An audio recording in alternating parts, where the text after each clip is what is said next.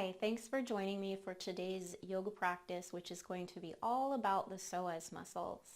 The psoas muscles are deep inside your core and they're very important for helping you not only maintain physical balance between the joints of your lower body, but they also have implications energetically and fascia connections that run all the way up to the top of your head.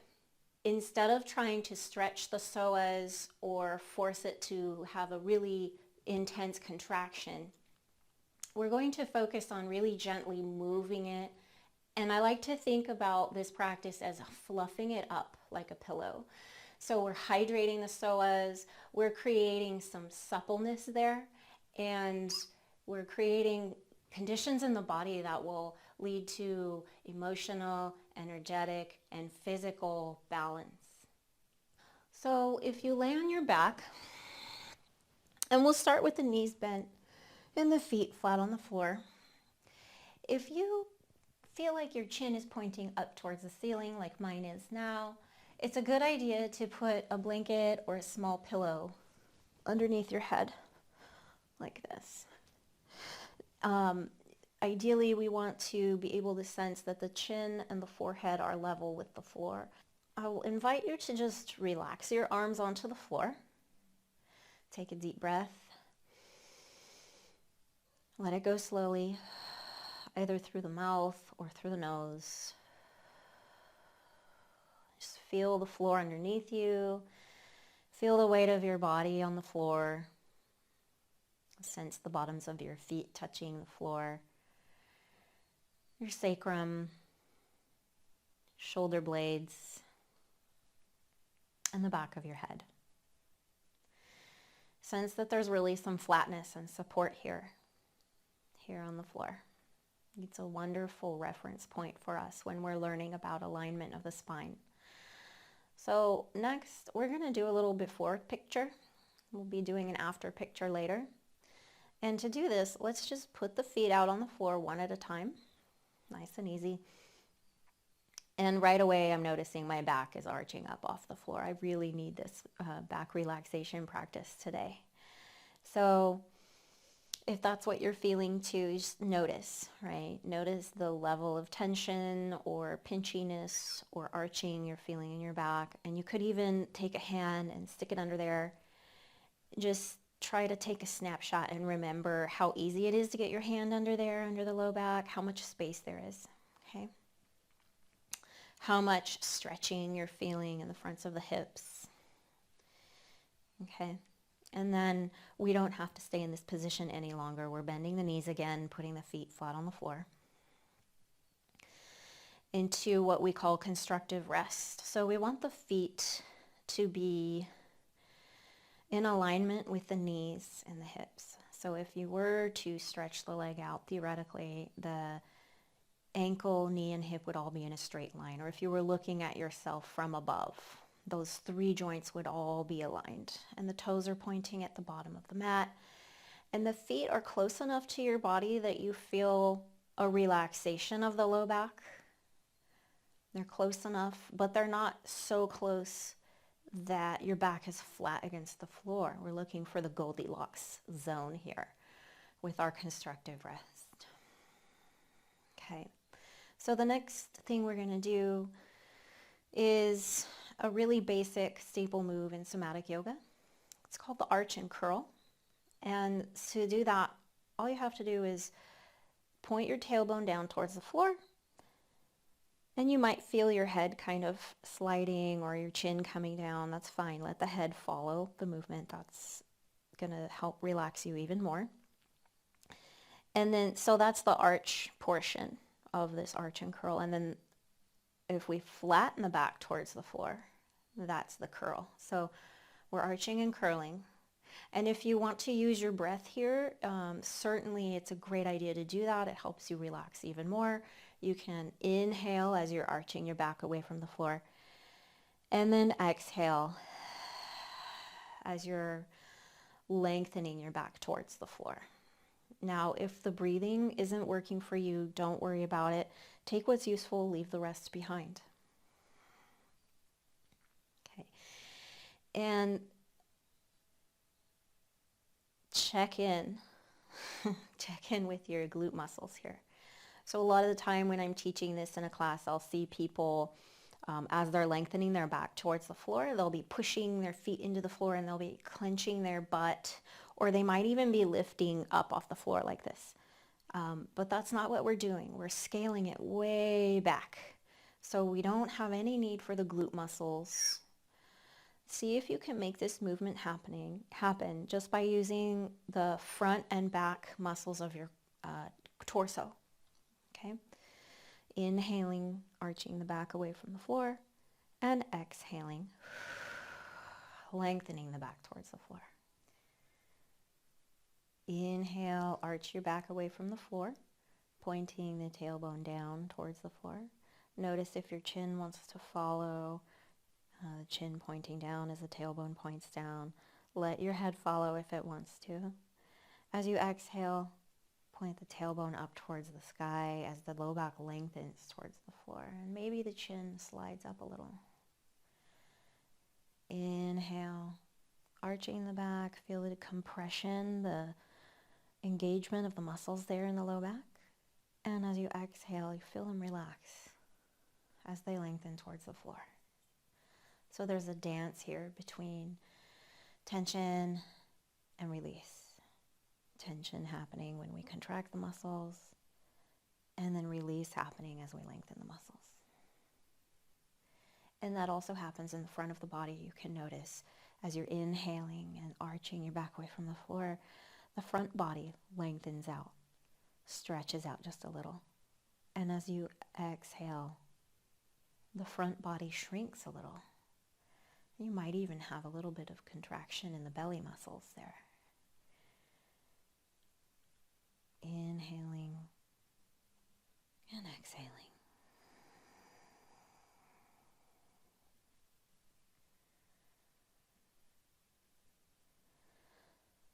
So on the next exhale, we're going to bring the left knee in towards the chest. Don't use your hands. We don't need the hands here. We're going to pull the back, the top of the foot towards the shin. So the foot is flexed, the ankle is flexed, and we're actually squeezing that knee in towards the body here, using the psoas muscle itself, and you can feel that in the front of the hip. And then on the inhale, we'll put the foot down, arch the back, and exhale, lengthen the back. We're using our arch and curl between the movements. So we move the psoas, and then we arch and curl. And this way we're going to go about fluffing it up like a pillow, hydrating it, turning that psoas muscle from beef jerky into filet mignon. So on the next exhale, we're pulling the knee in again. And then you can hold here briefly. If you're holding, you can make sure you're still breathing. We never want to hold the breath while we're doing somatic yoga. And then on an inhale, we'll put the foot down, arch and curl.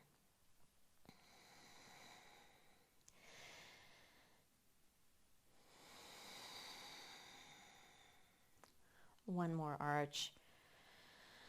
And exhaling, pulling the knee in. To get the psoas muscles to relax, we really need to take it slow. These muscles, when they're healthy and supple, that indicates a sense of softness overall in the entire body, a sense of not being rushed. I mean, think about what happens when you're in a rush. The body tenses, right? The shoulders get tight. And exhale, bring the knee in.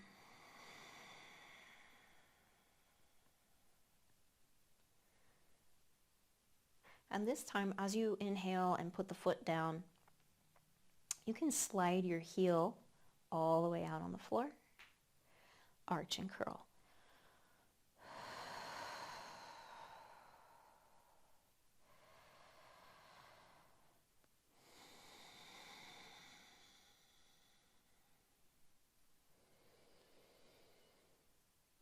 Exhaling, we'll slide the heel up, pull the knee in, and you can keep just moving the leg like that.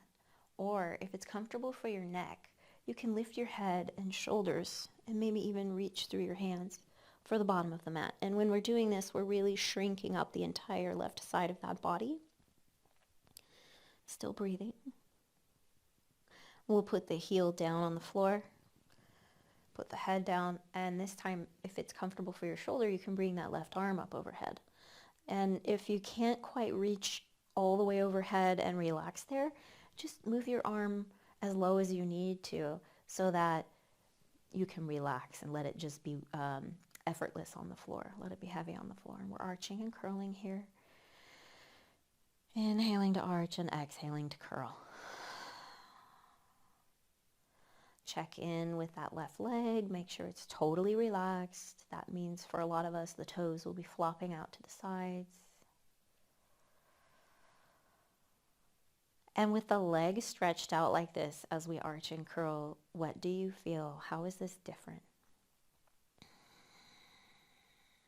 Exhaling, we'll bring the knee in. We'll curl up. Making sure the top part of the foot is still curled up towards the shin. Put the heel down. Lengthen the body out.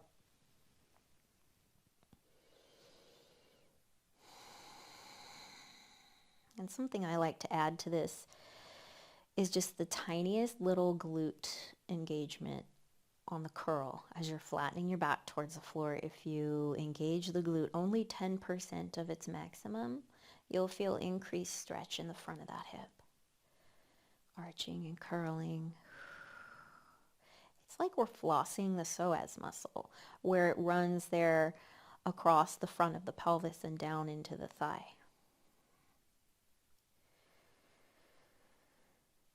Exhaling, we'll bring the knee up. Curling all the way up.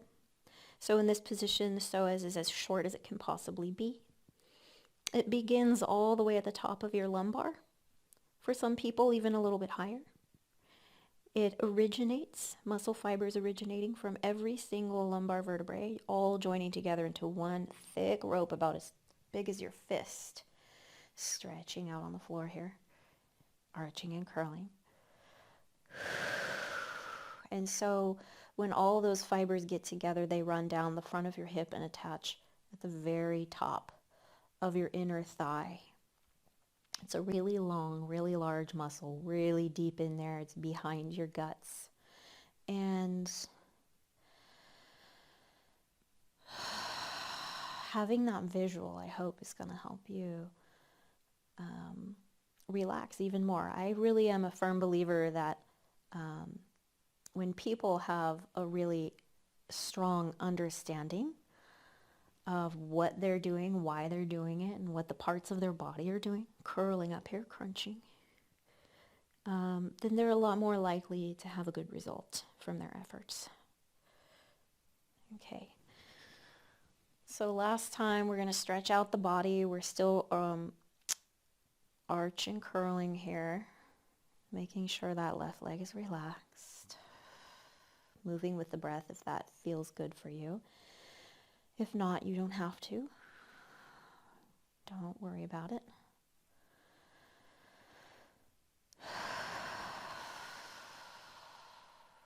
Good. And then we're going to relax.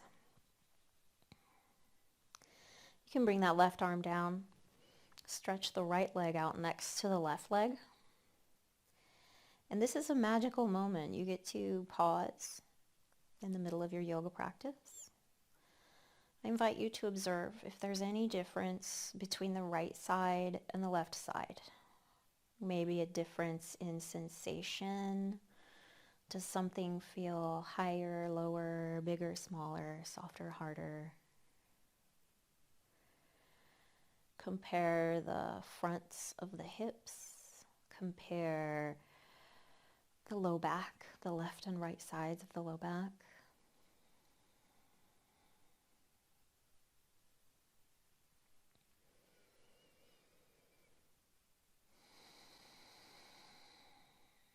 And when you're ready, we'll move on to the right leg. So we'll bring one at a time, each foot onto the floor into our constructive rest. Okay. And we'll arch and curl a few times. We always start there.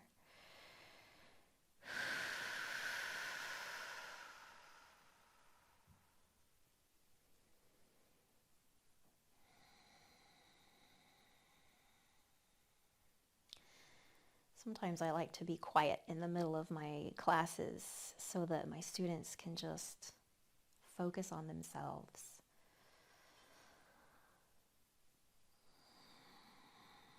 So as you're exhaling, lengthening the low back towards the floor, please lift your right knee and bring it in towards your chest. No hands. Pull the back of the right foot up towards the shin.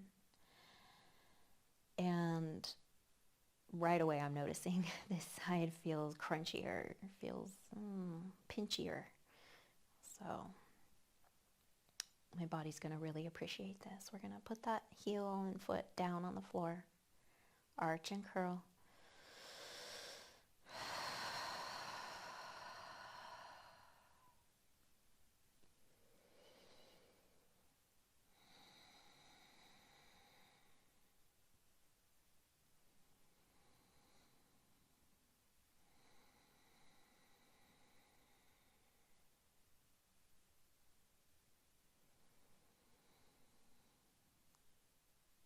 Exhaling, we'll bring the knee in again.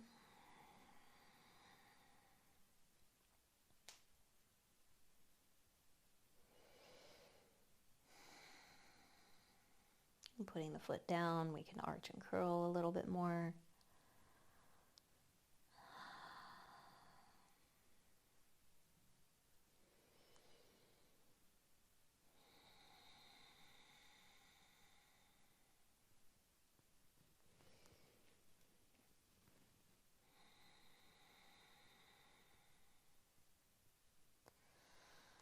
We'll bring the knee in again, right knee.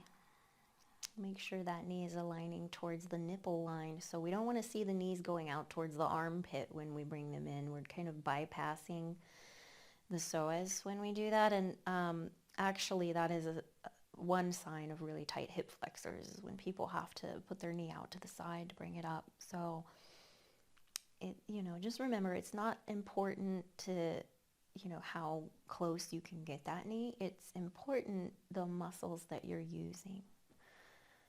Okay, so we're going to put that foot down and slide the heel out. Arch and curl. And when we put those legs down, it's important to slide the heel, put the heel down first and then slide it out. We don't want to extend the leg out and then lower it. We don't want to use any of the leg muscles here. We're just focusing on the deep core and getting those nerves to soften, to create an inner landscape of ease. Okay. Slide the heel up, bring the knee in, and this time if you like you can curl. Just like we did on the other side. So think of something that makes you feel ease or feel lack of tension. What I noticed yesterday, I had this really amazing afternoon in this moment where I realized it's the spring. Spring really does it for me. I feel so much relief when I can let my skin be out in the open air. We're going to put that foot down, stretch the leg out, and if you like, you can bring your arm up overhead. Keep arching and curling here with the breath if that's comfortable for you. Yeah, so as I'm doing this, I'm just remembering what that felt like. The warm sun on my skin, the soft breeze. We're in that magical part of the year where the temperature is just right. It's not hot yet, and it's not cold anymore. And there's just this sense of a weight being removed when nature feels that good to the body.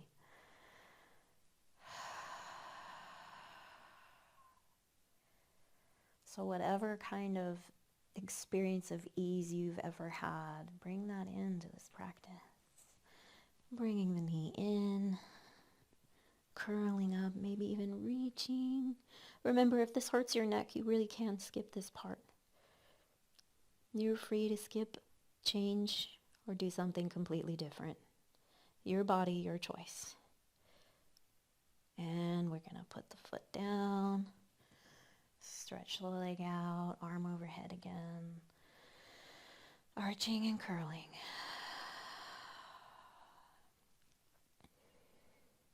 And the leg, that right leg should be soft. Also check in with the left leg.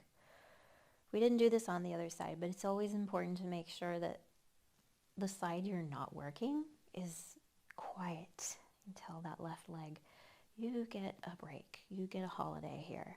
Sometimes one side of the body tries to do all the work, and we do see that coming out in this movement. So just pay attention. Be aware of that. I'm going to exhale and bring the knee in again.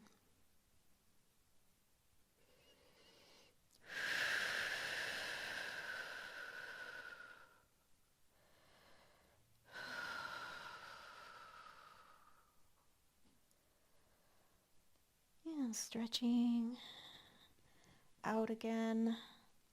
Arm overhead. Arching and curling.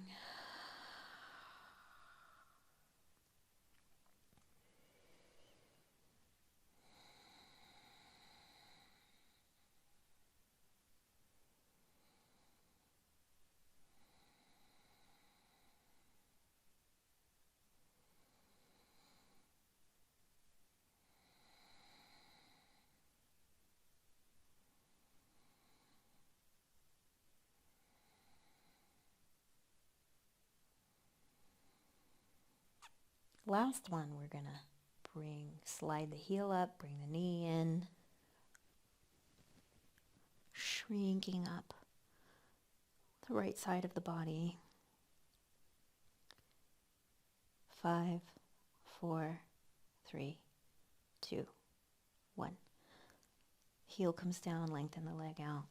Lengthen out that entire right side. You might even notice some stretching in the lats here. Lats are definitely connected to low back and psoas. Now, something to remember, once you memorize this sequence, you can do it on your own without the video. You're also free to speed it up if you like. Some days I do just kind of move through this a little more quickly than I am now. But other days I want to go slow, and I really do take this long. So it's up to you how you're feeling. And if you're not sure, just try something. Try one, and observe, right? You can always change it if you think you want a different result from what you're getting. Okay, so we're going to relax the right arm down. We're going to relax the left leg down onto the floor. Another magical moment where we get to pause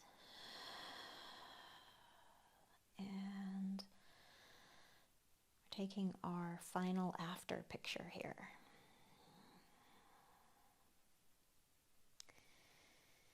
This is the end result, the finished product for today. Of course, we're observing differences, if there are any, between left and right, the front of the hips, the low back. We're doing a before and after. Has there been any change in the sensations in the back? Hi, Shambo. Come here, baby. Good boy. Lay down. Thank you. And hopefully, if you have a furry baby, they'll come and give you some love, too. This is the best part of yoga.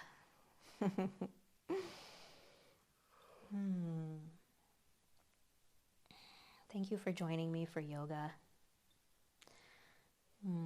Let's send out a little loving kindness into the universe for the benefit of all beings everywhere. May all beings everywhere be happy, peaceful, free from the causes of their suffering, including me, including you. And may all people on this planet have access to everything they need to thrive and be happy, because they deserve it just as much as I do. I I bow to the light in you because it's the same as the light in me. Namaste.